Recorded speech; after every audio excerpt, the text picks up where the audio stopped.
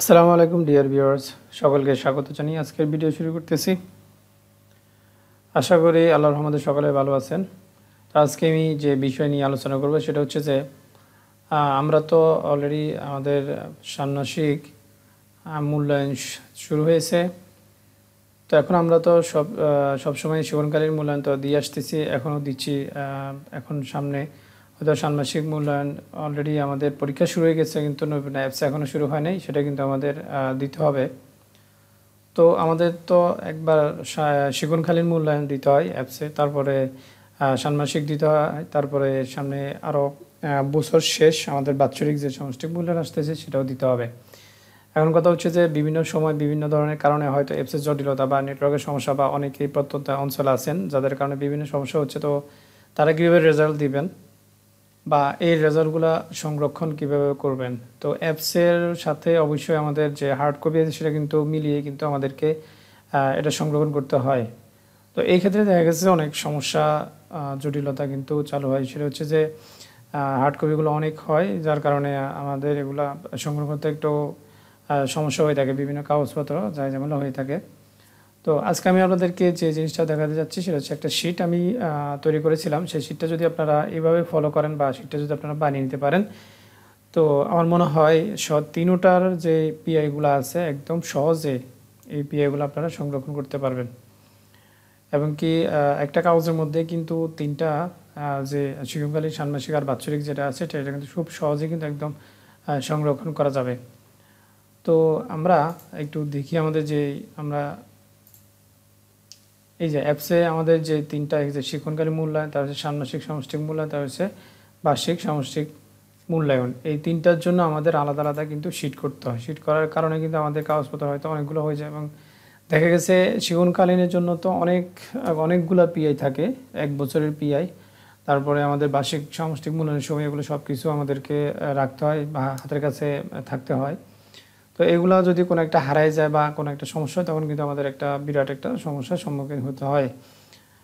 তো এই জন্য আমি যে শিট আপনাদের আজকে উপস্থাপন করব সেটা যদি আপনারা মনোযোগ সহকারে দেখেন এবং কি নিজেরা যদি তৈরি করে নিতে পারেন, তাহলে আমার মনে হয় খুবই একদম সহজে কিন্তু আপনারা এই পিএগুলো কিন্তু একদম সহজে সংগ্রহ করতে পারবেন। এই যে এই শিটটা যদি একটু লক্ষ্য করেন, শিক্ষণকালীন ষান্মাসিক ও বাৎসরিক সামষ্টিক মূল্যায়ন শিক্ষার্থীর উপাত্ত সংগ্রহের ছক 2024, এটা আমি এখানে এই দিয়ে দিলাম তিনটা নাম। তা হচ্ছে প্রতিষ্ঠানের নাম, আমি একটু যদি জুম করে নিই, এই যে প্রতিষ্ঠানের নাম, এখানে এই জায়গাটায় আপনারা প্রতিষ্ঠানের নামটা দিবেন। তারপর হচ্ছে তারিখটা দিতে পারেন। তারপর হচ্ছে শ্রেণী, কোন শ্রেণী, তারপর হচ্ছে বিষয়, এই কোন বিষয় হবে সেটা, আর হচ্ছে এখানে হচ্ছে শিক্ষকের নাম ও স্বাক্ষর। তো এই যে প্রযোজ্য পিআই নং এই ঘর, আর এইখানে যেটা হচ্ছে অভিজ্ঞতা, যে আমাদের যে বিষয়ে যে অভিজ্ঞতাগুলো থাকবে সেই বিষয়ে অভিজ্ঞতাগুলোর নাম হবে এই ঘরে আমাদের অভিজ্ঞতাগুলোর নাম হবে, যেটা আমরা অভিজ্ঞতা বা অধ্যায় বলি। তো এখানে যদি রোল 1 দিলাম, আর এখানে যদি আমি যে কোনো একটা নাম লিখি, যে কামাল লিখলাম, তো এই স্টুডেন্ট আর এই শিক্ষার্থীর তার তিনটা রেকর্ড কিন্তু আমাদেরকে রাখতে হয়। সেটা হচ্ছে একটা হচ্ছে যে শিক্ষণকালীন, যেটা শিক্ষণ লিখে রাখছি, আর হচ্ছে ষান্মাসিক, আর হচ্ছে বাৎসরিক। একটু ছোট করে আমি দেখাই, এই যে তো এই শিক্ষার্থীর জন্য তিনটা ঘর এদিকে, কেমন ল্যান্ডস্কেপে। এরপর রোল 2 হবে, এখানে তিনটা ঘর, রোল 3 তিনটা ঘর। তো প্রত্যেকটা স্টুডেন্টের জন্য তিনটা ঘর। এটা কিন্তু একদম খুব সহজে আপনার এই শুধুমাত্র এইটাতেই কিন্তু 1 বছরের রেকর্ড কিন্তু চলে আসতেছে। আপনাদের জন্য শিক্ষণকালীন জন্য আলাদা শিট, ষান্মাসিকের জন্য আলাদা শিট, বাৎসরিকের জন্য আলাদা শিট কিন্তু আর তৈরি করা লাগতেছে না। একটা শিট তৈরি করবেন, শিক্ষার্থীর নামও উঠবে একবার, আপনার পুরো 1 বছরের রেকর্ড কিন্তু এখানে চলে আসবে অনেক সুন্দরভাবে। তো আমি যেটা দেখাতে যাচ্ছি সেটা হচ্ছে এখানে হচ্ছে পিএ নাম্বারগুলো এখানে হবে, যে এই ঘরে এখানে একটা পিআই, তারপর এখানে আরেকটা পিএ নাম্বার, তারপর হচ্ছে এখানে আরেকটা পিএ নাম্বার। এইভাবে আপনারা এখানে যে ঘরগুলো আছে, এখানে সবগুলো ঘর আপনারা এইভাবে পিআই নাম্বার দিবেন। তো এখন মূল কথা হচ্ছে যে যদি এখন মনে করেন যে একটা অভিজ্ঞতা, একটা অভিজ্ঞতা রয়েছে পিআই 3টা, তাহলে এই যে 1টা 2টা 3টা পিআই দিবেন, তারপর এই দাগ বরাবর এখানে একটা দাগ দিয়ে দিবেন, এখানে একটা দাগ দিয়ে দেওয়া হবে। তারপরে এটা এইখানে থাকবে একটা কি অভিজ্ঞতা। আমি যদি একটু দেখে দিই, যদি কোনো একটা অভিজ্ঞতার পিআই যদি হয় 3টা, 1টা 2টা 3টা, তাহলে 3টার পর আপনারা এখান থেকে একটা দাগ দিয়ে বাস এটা অফ করে দিবেন,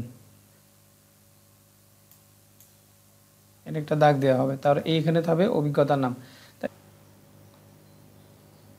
তো এইভাবে আপনারা এরপর যদি দেখেন যে আরেকটা অভিজ্ঞতা যদি কটা পিআই, যদি পিআই হয় যদি 4টা, এই যে এখানে 1 2 1টা 2টা 3টা 4টা, এখানে যদি হয় 4টার পরে কিন্তু এখান থেকে আপনারা কি করবেন, এখানে আরেকটা দাগ দিয়ে এখানে অভিজ্ঞতাটার নাম লেখা যাবে। 1 2 3 4, এই 4টা পিআই পরে এখানে আরেকটা দাগ দিয়ে এখানে একটা অভিজ্ঞতা নাম। তো এভাবে কিন্তু যতগুলো অভিজ্ঞতা হবে ততগুলো অভিজ্ঞতার পিআই যদি থাকে তাহলে এভাবে যায়। আর যদি এখানে টোটাল পিআইয়ের ঘর সংখ্যা এখানে হচ্ছে 1 2 3 4 5 6 7 8 9 10 11 12 13 14 15 16 17 18 19 20টা পিআই ঘর দেওয়া হয়েছে। তো এর যদি 20টা পিআর কোনো বিষয় যদি কোনো 20টা পিআর বেশি হয় তাহলে আপনাদের শীট 2টা লাগবে, আর না হলে কিন্তু একটা শীট দিয়ে কিন্তু আপনারা কাজ করে যেতে পারবেন। তো এই ঘরগুলোতে পিআই নংগুলো বসালে আর উপরের অভিজ্ঞতার নামগুলো বসালে কিন্তু আপনাদের কিন্তু অনেক সুন্দরভাবে কিন্তু এটা কাজ হয়ে যাবে। এটার জন্য আর কোনো কাজ করতে হবে না। তাহলে আমরা একটা শীটেই কিন্তু একটা স্টুডেন্টের যেটা ছিল আমরা 3টা আমরা শিক্ষণকালীন রেকর্ড করতে পারতেছি, ষান্মাসিকেরও পারতেছি, এমনকি বাৎসরিকও পারতেছি। আমাদের জন্য আলাদা আলাদা কোনো আর এর দরকার হচ্ছে না।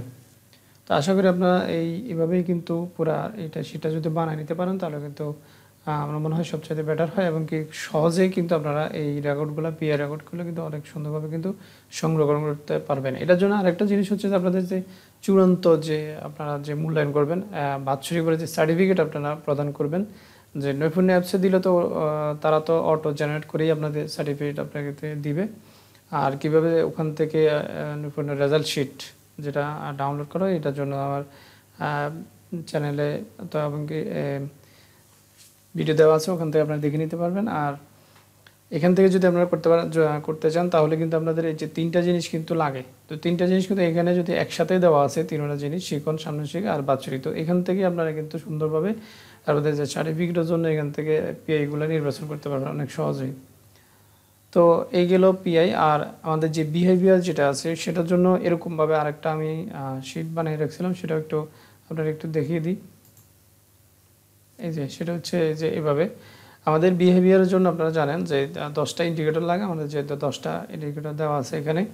আর বিহেভিয়ার কীভাবে আপনাদের নির্বাচন করতে হবে সেটা হচ্ছে তো অবশ্যই জানেন, ক্লাস টিচার একটা ফাইনাল বিহেভিয়ার করবেন, আর যে বাকি যে সহকারী টিচার যারা আছেন যে 10টা বিষয়ের জন্য 10টা এরকম বিহেভিয়ার শিট দিবেন ক্লাস টিচারের কাছে। ক্লাস টিচার ওই 10টা সমন্বয় করে একটা চূড়ান্তভাবে একটা সার্টিফিকেটের জন্য উনি তৈরি করবেন। তো এখানে হচ্ছে ক্রনিক নাম, রোল নাম্বার, তার হচ্ছে শিক্ষার্থী নাম, উপরে আছে যে প্রতিষ্ঠানের নাম, বিষয়, শ্রেণী, শিক্ষকের নাম, স্বাক্ষর, তারিখ।